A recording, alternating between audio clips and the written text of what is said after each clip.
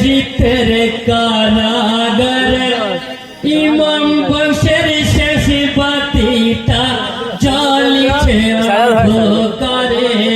সোনালি জানালে হলো বেহাল এ জিতের কারাগারে ইমাম হবে তো একটা ওহাই কারাগারে বন্দি জানাল কাঁদিছেন যারে যারে বাপে চাচা ভাই বলে হারা সইব আমি কি করে গো ফিরে যাব ওই না সোনার মদিনায় ইমামে বংশের শেষ বাতিটা জ্বলিছে অন্ধকারে সোনালি জানালে হলো বেহাল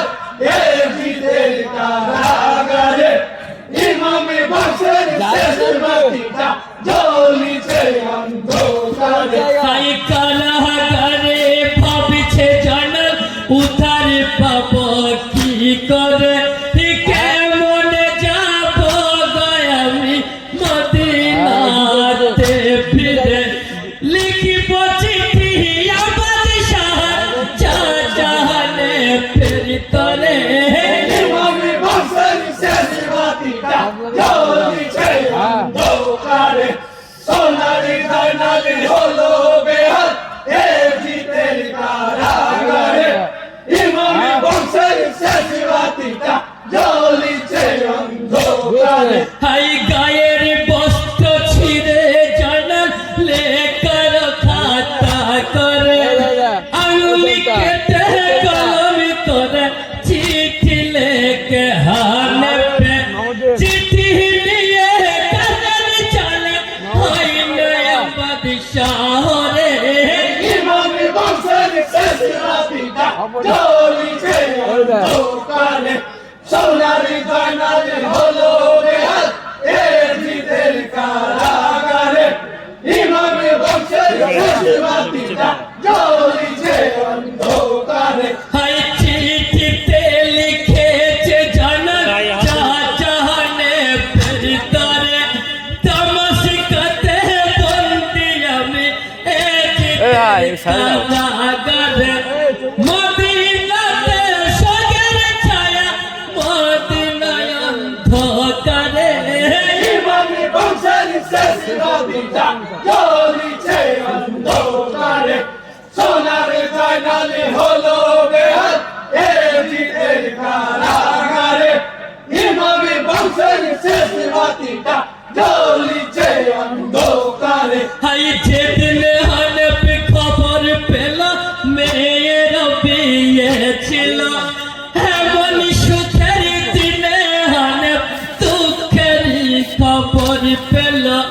দুঃখের আগুন জ্বলে তখন হানফের অন্তরে ইমামে বংশের শেষ বাতিটা জ্বলিছে অন্ধকারে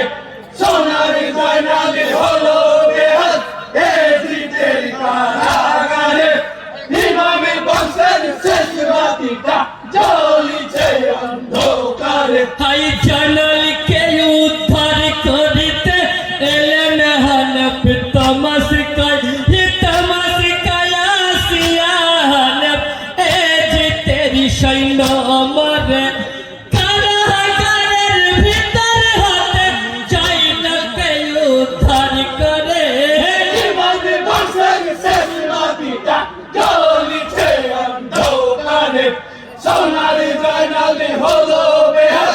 এ জিতের কারাগারে ইমামে বংশের শেষ বাতিটা জ্বলিছে অন্ধকারে হাই জানাল আপনি হানফ চলে সোনার মদিনায় ফিরে